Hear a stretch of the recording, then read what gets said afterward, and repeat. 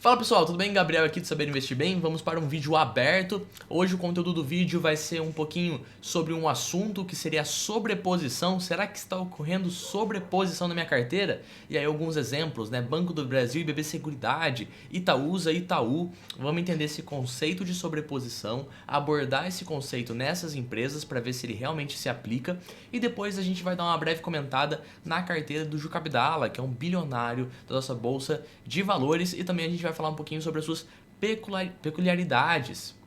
Lembrando, pessoal, que o conteúdo aqui não é recomendação de investimento, nem de compra, nem de venda de ativo, conteúdo educacional e informativo e também não é análise de investimentos. Então, só para retomar um pouquinho do que é a minha carteira, como que eu invisto hoje, nós temos aí a maior posição Banco do Brasil e seguido BB Seguridade, onde as duas ações juntas representam mais de metade da minha carteira, mais de 50%, né?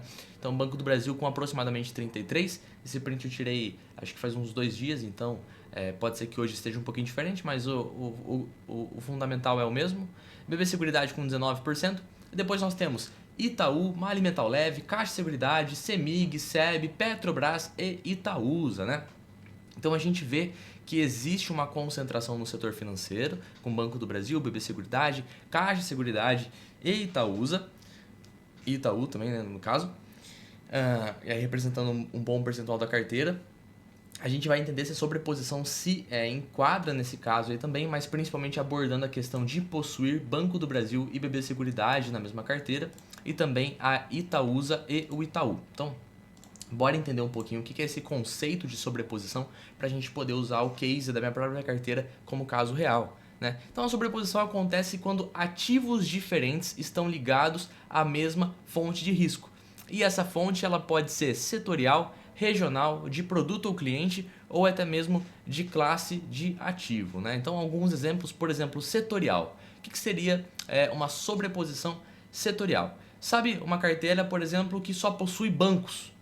Por exemplo, uma carteira que só tem Banco do Brasil, Itaú, Bradesco, Santander, ABC, Banco da Amazônia, né? Então, isso poderia ser uma sobreposição setorial, onde é uma falsa diversificação, né? Uma concentração disfarçada, uma falsa diversificação. Porque apesar de eu ter vários ativos, por exemplo, uma carteira que só tem bancos, eu estou exposto a fontes de risco semelhantes, né? Por exemplo, no caso do risco de crédito, né? O risco de inadimplência, caso o mercado em sua forma de inadimplência comece a evoluir, a gente sofre um risco que pode ser sendo setorial, impacta a carteira como um todo. É diferente, por exemplo, eu ter um banco e uma empresa de energia elétrica. Se ocorrer um risco não sistêmico, ou seja, um risco específico ligado ao setor bancário, ele não vai estar impactando, no caso, a empresa de energia elétrica, tá? Então isso seria uma sobreposição. Eu ter diversos ativos com uma falsa ideia de diversificação, mas na verdade eu estou alocado na mesma fonte de risco. A gente vai entender um pouquinho melhor, até porque os bancos hoje trabalham em segmentos diferentes e muitas vezes, por exemplo, o Banco do Brasil pode ser afetado de uma forma que o Itaú não é, tá? Então a gente vai entender um pouquinho mais disso aí. Pode ser regional, né? Empresas que atendem na mesma região. De produto cliente, empresas que atuam com o mesmo fim, né? Fabricam o mesmo produto ou prestam serviço para as mesmas pessoas, né? Ou até mesmo de classe de ativo. E aqui um exemplo, na hora que eu estava levantando essas informações, foi até a questão de, por exemplo, um ativo IPCA+, com algumas debêntures também ligadas ao IPCA. São ativos diferentes, um tesouro IPCA+, e uma debenture que também é atrelada ao IPCA. Mas elas estão expostas à mesma oscilação da taxa de inflação, que seria o IPCA. Tá? Então isso aí que seria a sobreposição na mesma classe de ativo. Seria essa concentração disfarçada, como eu estou falando com vocês, né? Apesar de parecer que minha carteira tem vários ativos diferentes, elas estão ligadas à mesma fonte de risco, né? E aí a primeira pergunta foi a questão sobre Banco do Brasil e BB Seguridade. Ocorre sobreposição em Banco do Brasil e BB Seguridade? A fonte de risco, precisamos entender então a fonte de risco das duas empresas.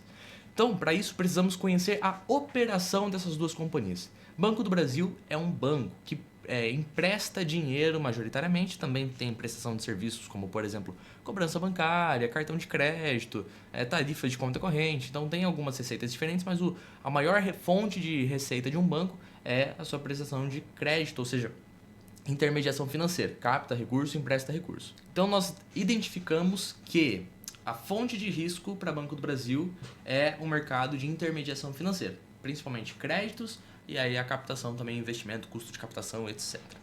BB Seguridade possui a mesma fonte de risco? Não necessariamente, né? Na verdade, a BB Seguridade atua com seguros, previdência e também capitalização. Se ocorrer uma piora na inadimplência, será que a BB Seguridade seria afetada pela piora na inadimplência? Na verdade, a seguradora ela tem os seus serviços de acumulação. A fonte de risco ali para uma seguradora seria aumento de sinistralidade, que não está ligado à inadimplência. A sinistralidade seria, por exemplo, exercer o seguro. Por exemplo, as pessoas vierem, um seguro de vida, alguém vier a ocorrer a sucessão, né? Como a gente viu na live. Ocorre-se a sucessão, ativa-se um sinistro, né? Faz o sinistro, e aí isso aí seria a fonte de risco da BB Seguridade. Na Previdência seria os saques de recursos, ou aportabilidades, ou às vezes até o índice de correção da Previdência, né? Uma queda nas contribuições. Então essas são as fontes de risco, por exemplo, da BB Seguridade.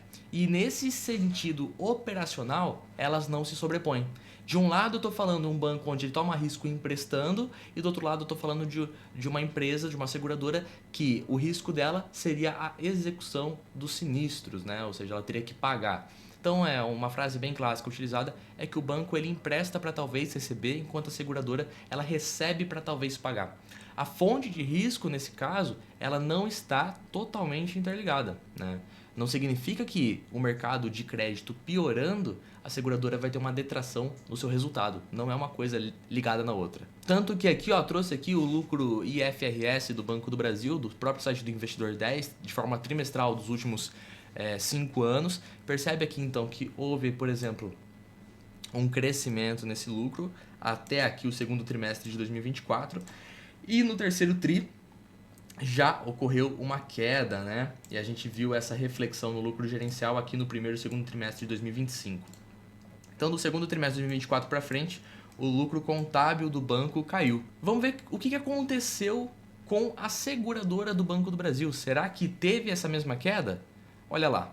No segundo trimestre de 2024 para frente, na verdade, o lucro da seguradora subiu. Então, olhando aqui, na verdade, desde o primeiro trimestre de 2021, segundo trimestre de 2021, o lucro está subindo, com uma exceção aqui no primeiro tri de 2025, onde teve uma queda, né? Mas aí logo no segundo tri acabou recuperando. Então percebe que o gráfico de lucro líquido das duas companhias não são tão correlatos assim, né?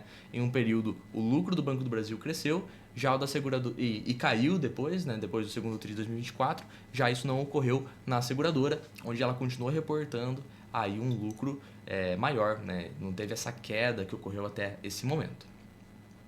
O segundo ponto é Itaúsa e Itaú. E nesse caso aqui eu avalio como realmente uma sobreposição. Por quê? Porque 95% do lucro da Itaúsa vem do Banco Itaú.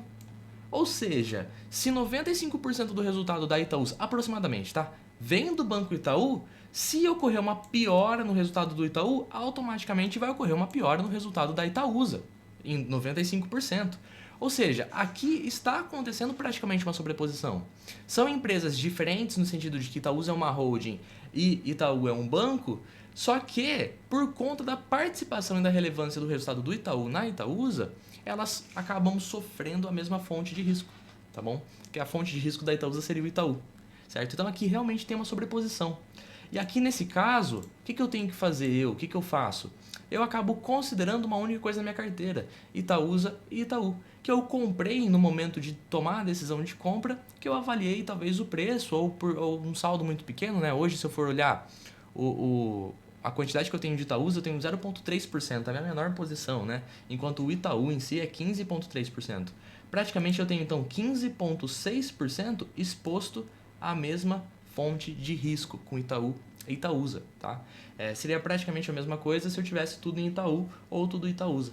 Tudo que muda aqui no caso para tomar essa decisão de investimento é o preço que o investidor está disposto a pagar, tá? que não é o que vai ser discutido aqui. Mas aqui sim, então, por exemplo, se o lucro do Itaú for impactado, o lucro da Itaúsa também seria impactado da mesma forma os dividendos. Enquanto em Banco do Brasil, nós vemos que não ocorre esse fator.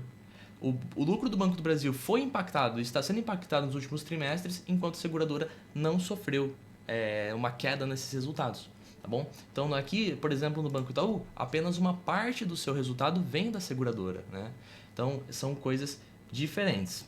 E uma coisa que eu posso estar comparando também é a questão de eu ter dois bancos na minha carteira, Banco do Brasil e Itaú.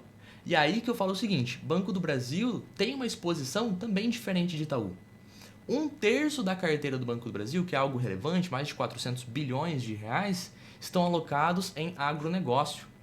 E no caso, por exemplo, se houver uma piora no agronegócio, isso não será refletido na mesma proporção em Banco Itaú. Quando esse banco aqui está alocado principalmente em empresas, né, PJ, pessoa física, também, por exemplo, cartões de crédito e tal. Então, nesse caso aqui, houve uma piora dos fundamentos no agro, que seria isso, um aumento na inadimplência, mas o Itaú não sofreu. Tanto que o Itaú continuou reportando nos trimestres alto lucro recorde, 11 bilhões de lucro, né? Isso, fato que não aconteceu no Banco do Brasil, onde havendo a piora do agro, o Banco do Brasil sofreu. Então, apesar de serem do mesmo segmento, a fonte das suas receitas acaba sendo um pouquinho diferente, tá? Esse é um ponto aí sobre Banco do Brasil e Itaú também que eu acho interessante fazer. O importante aqui é entender o que é a sobreposição. Fez sentido o que é a sobreposição?